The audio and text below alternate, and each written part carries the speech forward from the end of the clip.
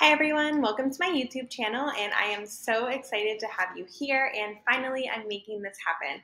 So my name is Paige Epic, and I am a third grade teacher in the greater Cleveland area. So it's been such a pleasure to bring to you the Sound Mounds, and I'm super excited to share many lessons with you. I am excited that I will be teaching people from all around the world, including educators and people learning the English language. So I just wanted to give you a background on me. This is my third year teaching, and I've taught kindergarten, second, and third. And throughout the process, I have used foundations as my background for phonics. I obtained my reading endorsement over the summer, and I really implemented this into phonics instruction. With our shift in phonics instruction and teaching children to read, it has tremendously changed over the course of the last few years. So teaching students in a science of reading approach is extremely important in meeting the needs of our learners. I found that using sound mounds in my classroom had completely changed the game. Basically, a sound mound is a mound of sounds that you hear within the English language. So for example, you have consonants, you have vowels, you have digraphs, you have all the parts of the English language that don't necessarily all make the same sound. Some letters make more than one sound. Vowels have two sounds, or maybe even more. So my goal with sound mounds is to take what we know in our language and turn it into a visual for students to see where we most commonly see that sound, and then implement that into our phonics instruction.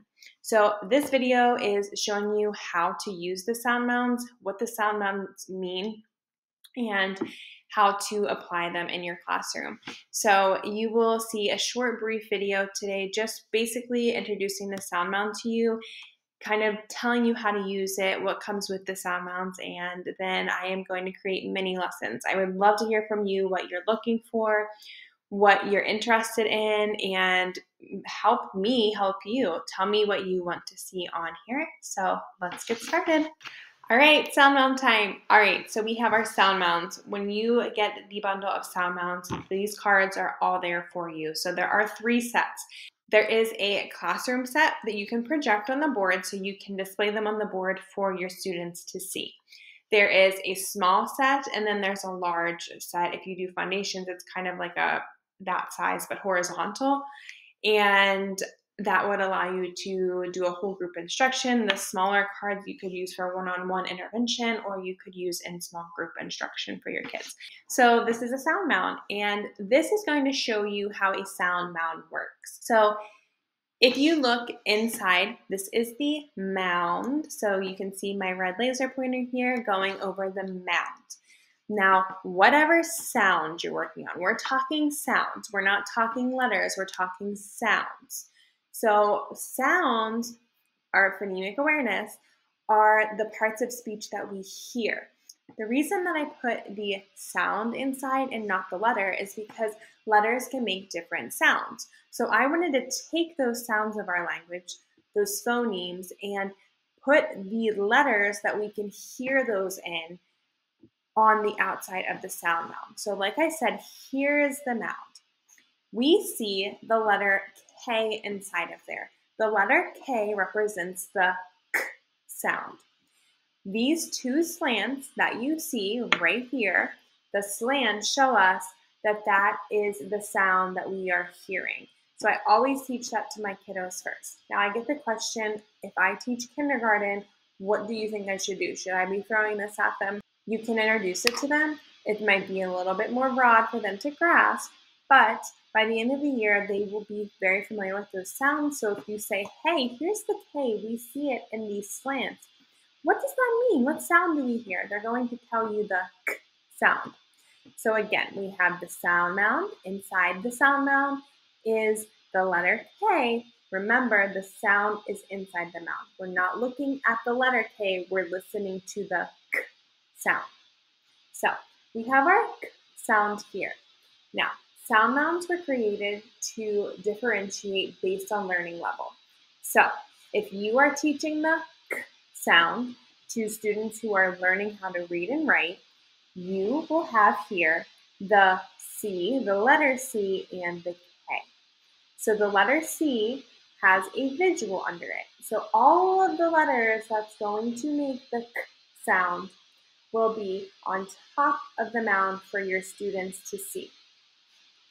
So this is a beginning level one. You see the C here, C, cat, K. You see the C. So the C makes the K sound, and the K in kite, we hear K at the beginning of kite. So the K also makes the K sound.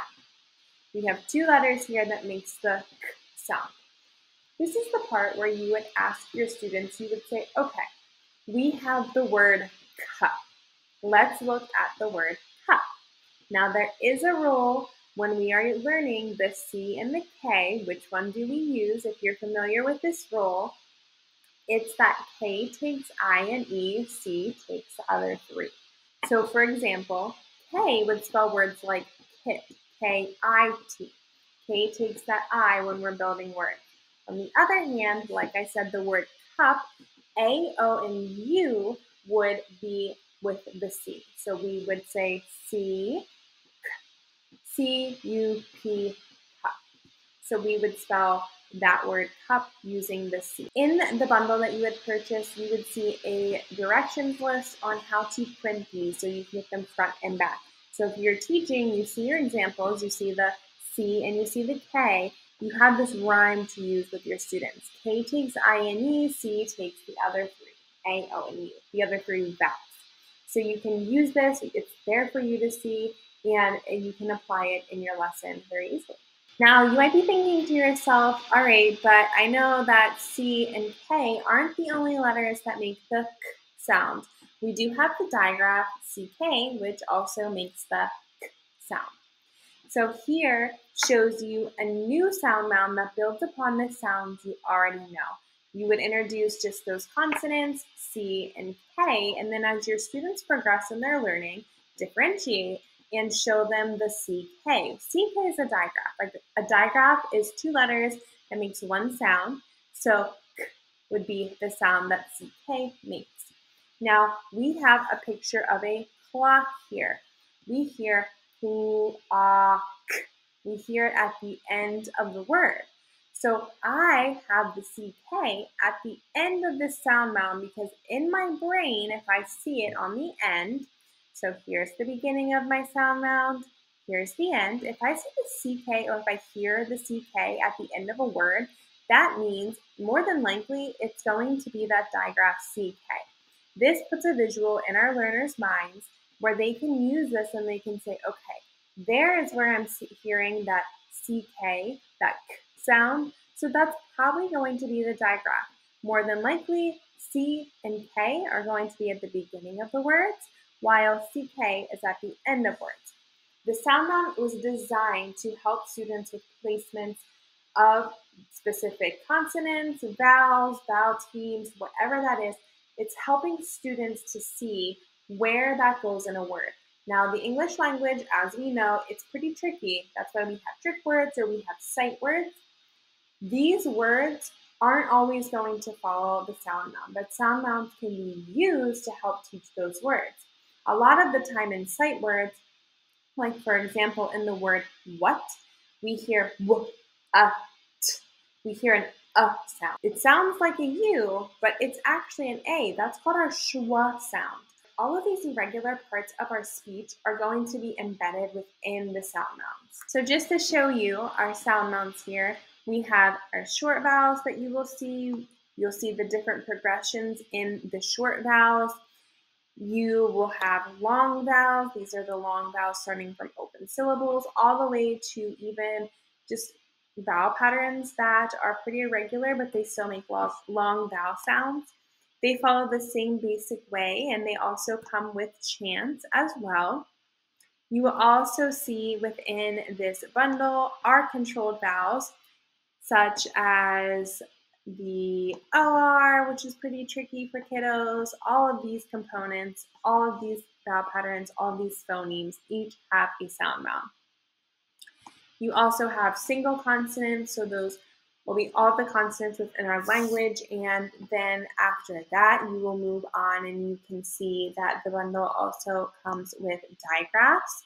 So I just showed you the CK, the A with the C, and it builds off of the sound that a digraph would typically make. And B is a digraph that we also hear in lamb. After our digraphs, I also have some suffixes in here, just some general rules of thumb and things that I use. I also have diphthongs in here as well. I'm so excited to bring this to you. I will be doing mini lessons, like I said, so stay tuned. If you have something you want to see, let me know, and I'm so excited to help you. Thanks for tuning in. Stay tuned.